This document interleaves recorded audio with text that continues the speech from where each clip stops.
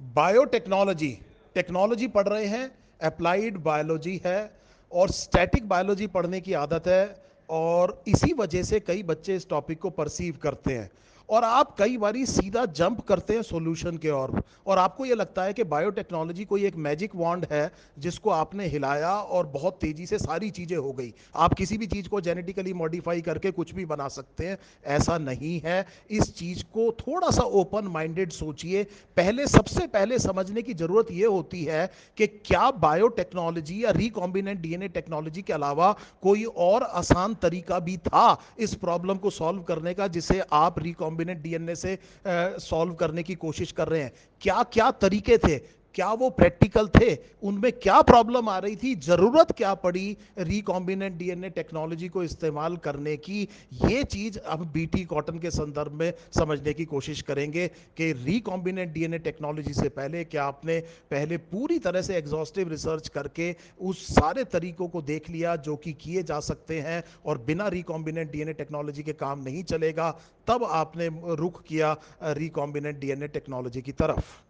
सबसे पहली जो एप्लीकेशन आपकी एनसीईआरटी में दी हुई है वो बीटी कॉटन में। एक एग्जांपल के तौर पे आपको एक एप्लीकेशन बताता हूं, जो चीज हमने सीखी है उसको हम किस तरह से अप्लाई करते हैं, क्योंकि अल्टीमेटली ये टेक्नोलॉजी है। मैं बार बार आपको बता रहा हूं, इसका कोई प्रैक्टिकल यूज होना चाहिए। तो जो हमने सीखा है उसको प्रैक्टिकली यूज कैसे करना है वो अब हम देखेंगे। What is the problem in the use of chemical pesticides? Please answer this question. I have a solution for killing the paste. मैं पेस्ट को मार सकता हूं केमिकल पेस्टिसाइड से, लेकिन मुझे फार्मर कह रहा है सर मैं इसको इस्तेमाल नहीं करना चाह रहा, या कोई भी जना मुझसे कह रहा है, क्या प्रॉब्लम हो सकती है? बहुत बढ़िया आंसर आ रहा है बेटे। The best answer would be that they are non specific in nature.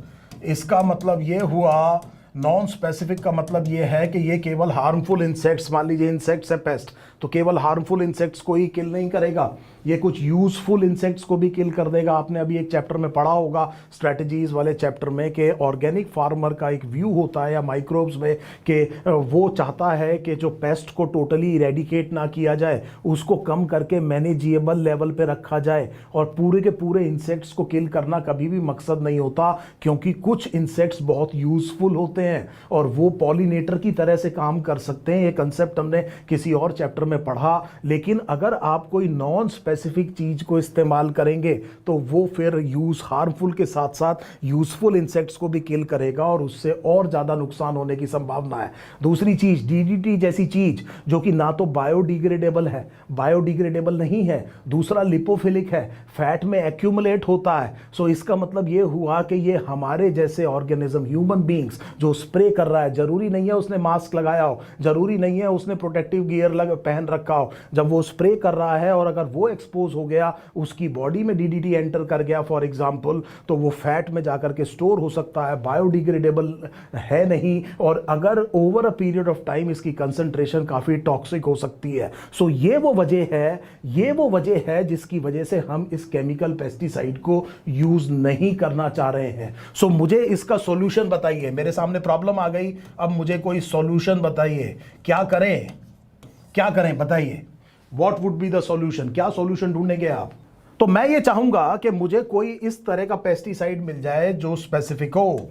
देखिए बड़े ध्यान से, आपके सामने प्रॉब्लम दिख रही है आपके सामने आपको एक प्रॉब्लम दिख रही है। प्रॉब्लम ये है, क्या ये इफेक्टिव नहीं है? ऐसा नहीं है, काफी इफेक्टिव हो सकते हैं, लेकिन प्रॉब्लम क्या है कि ये क्या है? Non specific. तो मैं क्या ढूंढने की कोशिश करूंगा? मैं ढूंढने की कोशिश करूंगा कोई ऐसी चीज जो बहुत स्पेसिफिक हो। और ये मेरी अब यहां से सर्च शुरू हुई है। मैं किसी ऐसे पेस्टिसाइड को ढूंढने की कोशिश कर रहा हूं जो केवल हार्मफुल इंसेक्ट्स को नुकसान पहुंचाए, यूजफुल इंसेक्ट्स को भी छोड़ दे, मेरे को भी नुकसान ना पहुंचाए, एनवायरमेंट का जो पॉल्यूशन है उसको भी ना करे। तो मैं यहां पर अपनी प्रॉब्लम अब समझ गया। देखिए मैं इसीलिए आपको एप्लीकेशन पढ़ा रहा हूं साथ के साथ में, ताकि आप समझ सकें कि हम जेनेटिक इंजीनियरिंग कर क्यों रहे हैं। फिर बड़े ध्यान से समझिए। अब हमें यह पता लग गया कि हमें एक स्पेसिफिक पेस्टिसाइड चाहिए।